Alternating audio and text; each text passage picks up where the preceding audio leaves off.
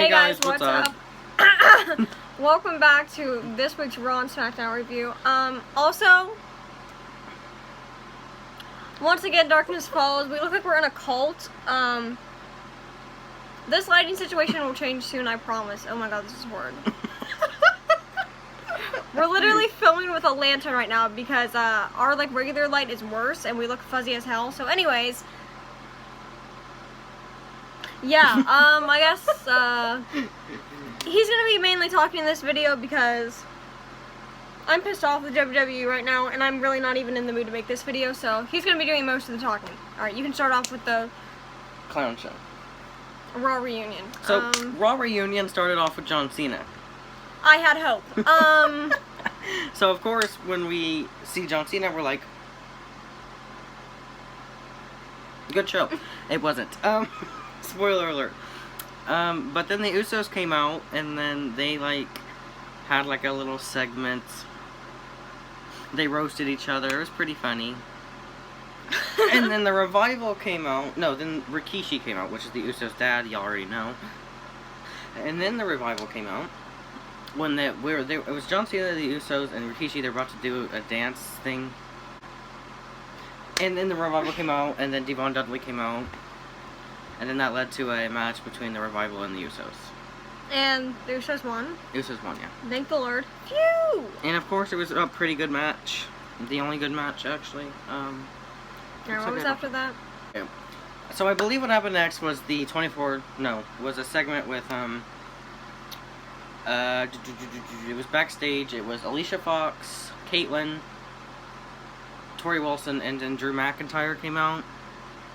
Oh, yeah. Yeah, and then that led to Drew McIntyre versus Cedric Alexander, which wasn't even a match because Cedric Alexander got his ass beat. So. I look like I'm at camp. Camp. We look like we're filming this in a tent at camp in the middle of the woods. Anyways.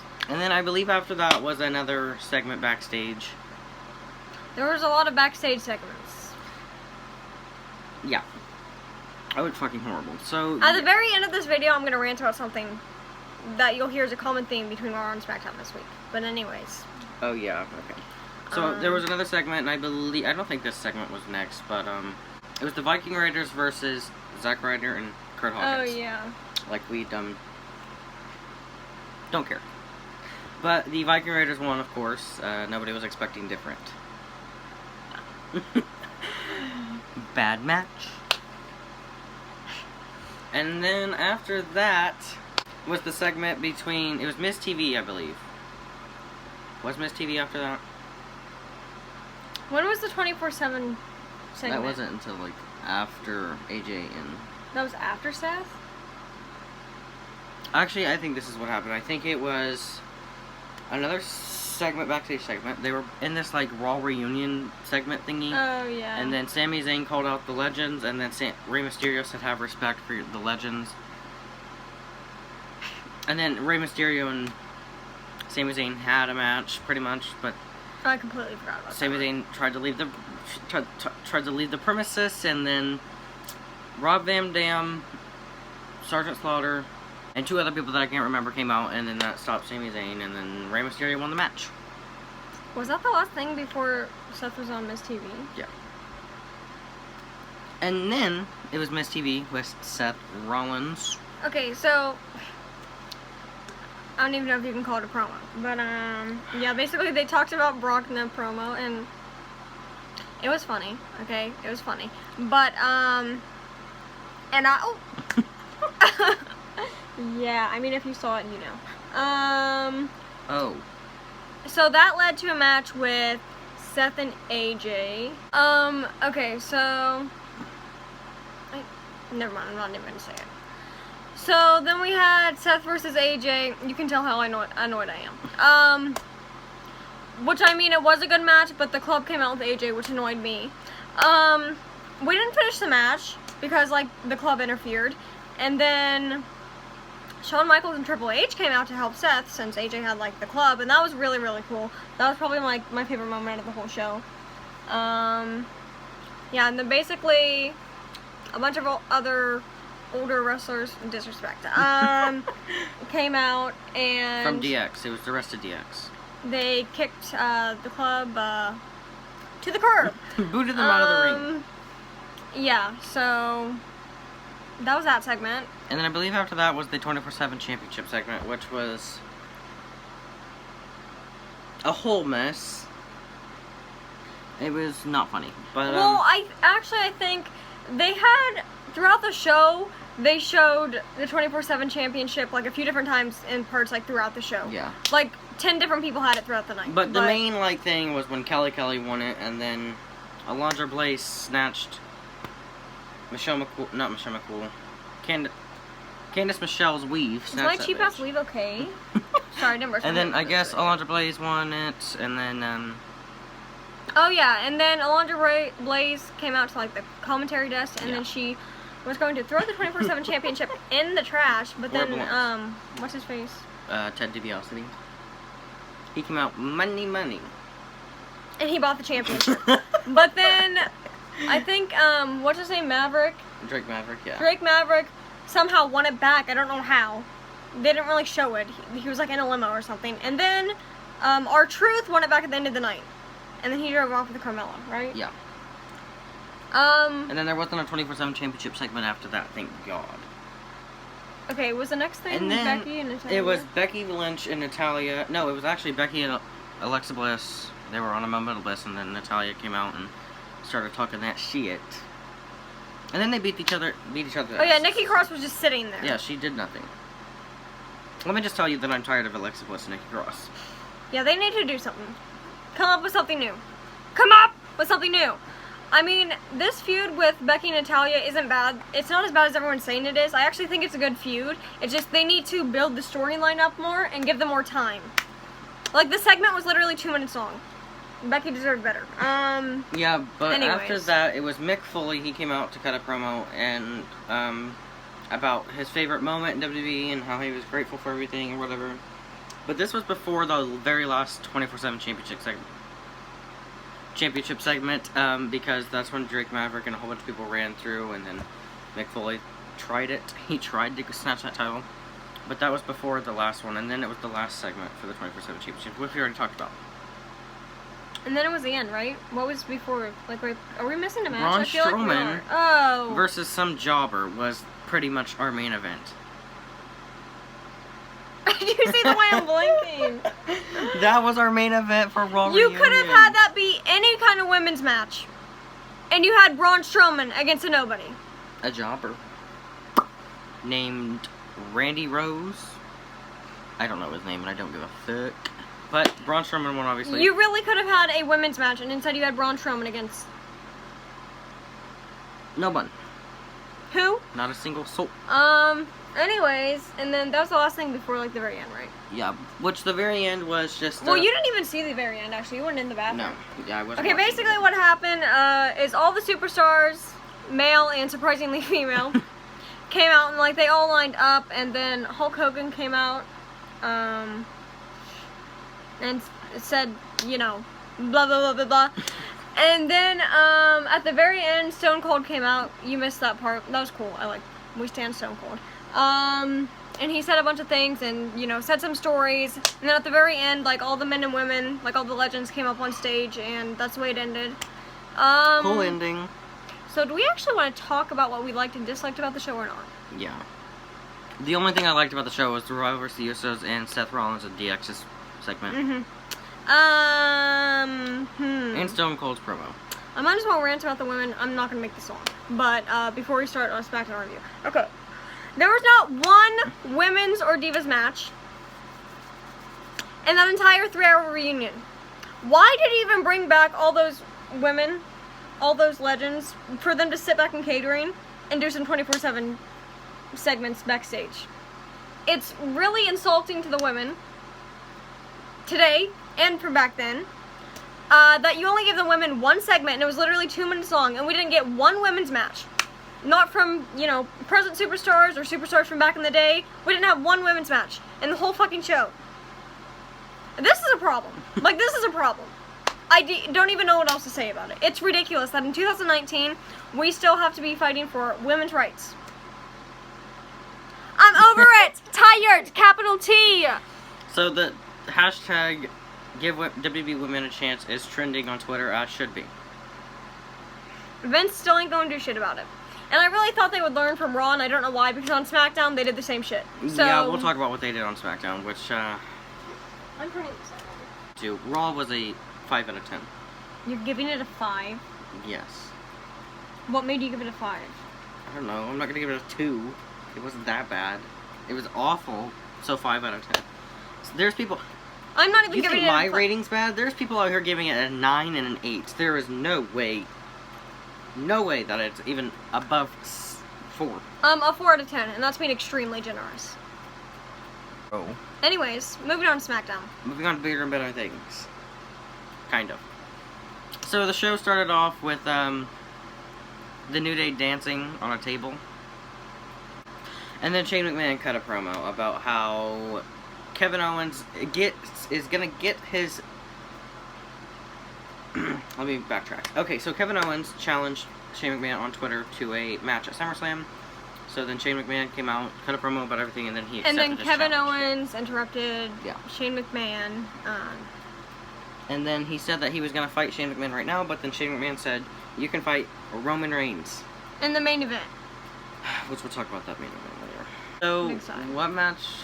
It was, okay, so the match that actually started the show was Shinsuke Nakamura versus Apollo Crews. Literally could have picked anyone else. Obviously Shinsuke won. But I mean, like, Good match, though. I don't like Apollo Crews, as you can tell.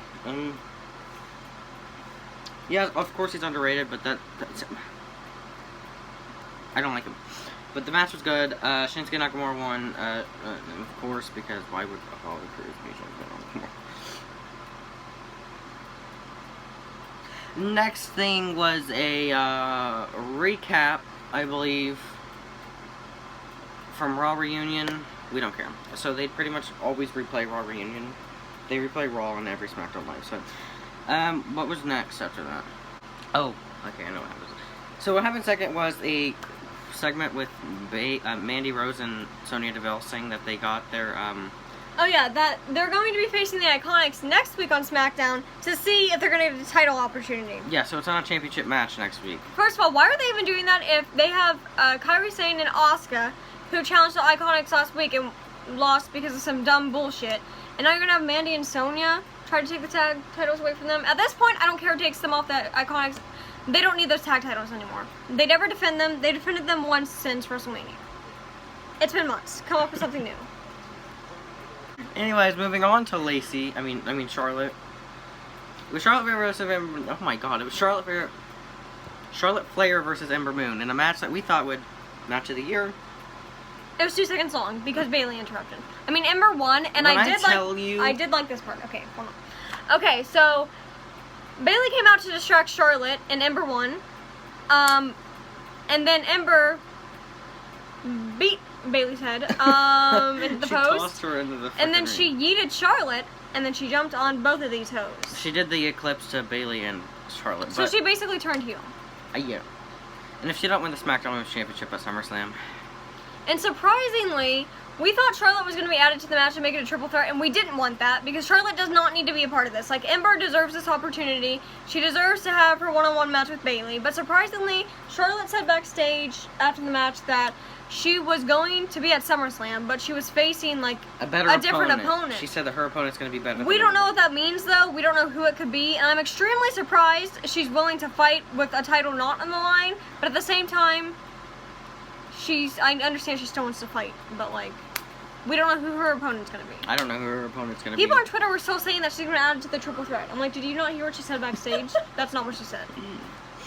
But I think the next thing was a 24/7. Was there a 24/7 championship segment on this? I don't know. I believe it was another recap to Raw Reunion. So that's swell. And then it was Miz TV.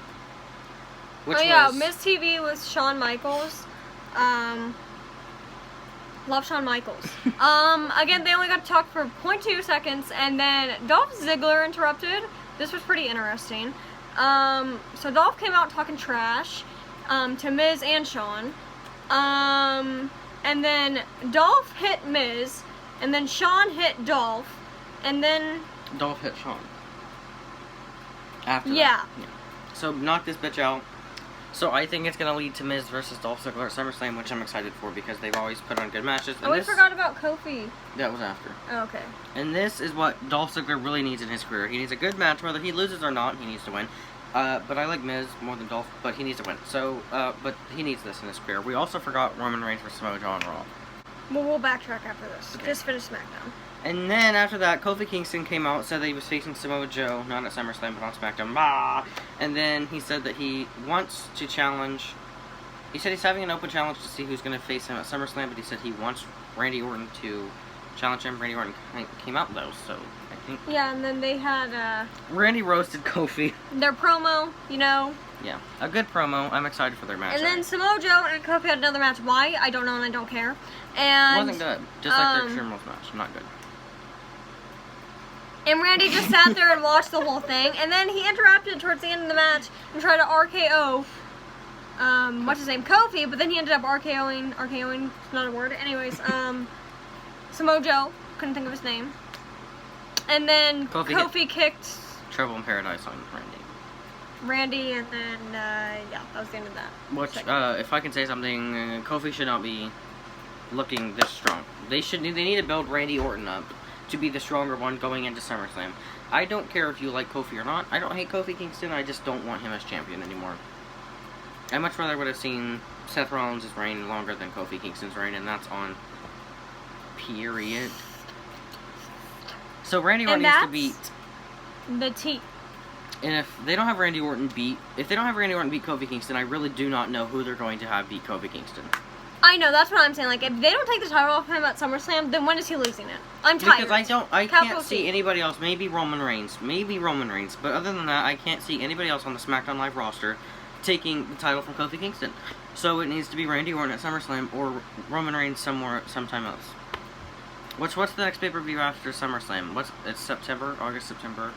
Isn't it Hell in a Cell? I think. And Evolution. Evolution. Okay, moving on to the main event. Oh yeah, we forgot to mention earlier in the evening, Shane announced that Drew was going to be the special guest referee for Kevin versus Roman in the main event. Elias was going to be timekeeper. Elias was going to be the timekeeper. Oh yeah, and then Shane was going to be the announcer or whatever. Yeah, the ring announcer, which was some pointless. Just pointless. They ruined the match. And once again, Kevin and Roman only fought for a few minutes, and then who interrupted first? Someone did something. Basically, what ended up happening is Roman and Kevin ended up beating all these host asses. Drew, Shane, and Elias. And then pretty much the show ended with Kevin Owens. Yeah. So that was pretty cool. I liked the ending. Which I liked the ending, but I'm so disappointed that they took two people that have had great matches in the past and just ruined it. Oh, and another thing is, we don't know who Roman's opponent's going to be at SummerSlam. People are saying Drew McIntyre, and I'm telling you right now, if he faces Drew McIntyre again... His feud with Drew and Shane is over. And I was actually happy, because after Extreme Rules, I was like, oh, like, it's actually over, they're not doing anything else with it, and then they pulled this shit again. I'm not doing it. I'm not. So, I predicted Aleister Black only because I wanted to see Aleister Black versus Roman Reigns, but I was really hoping tonight we'd figure out who Roman's opponent would be, because whoever he's facing, I know he's going to be at SummerSlam. Why wouldn't he be? But he needs an opponent, obviously. They need to build a storyline up. So, like, they need to start doing something. Right now. Because, like, they're advertising Roman for SummerSlam already, but who's his opponent? We don't know. But we forgot to mention Roman Reigns did fight Samoa Joe on Raw. So... It was a good match. Roman won, obviously. Alright, so that's it for this video. Woo! My favorite part of SmackDown was, probably the ending. Yeah, And SmackDown gets an 8 out of 10. Way better than Raw. Okay, yeah, that's it for this week's review on Raw and SmackDown. I'm hoping for better things next week, but I'm not going to be surprised. Don't get your hopes up. Huh? I said don't get your hopes up. Nobody should. I know, that's why I said I'm not going to be surprised when nothing changes. And they continue to get the women 2 seconds of screen time every week. Y'all really ain't ready for that conversation yet, apparently, even though you should be. Alright, but yeah, that's all. Thank you guys for watching this review, and we'll see you next time. Bye. Bye. Yeah, so literally I do not care who wins the titles. It could be Charlotte and Frog Lacey McGee. Evans. Frog McGee. Frog McGee and Toad on the Road. Basically, Lacey and Charlotte.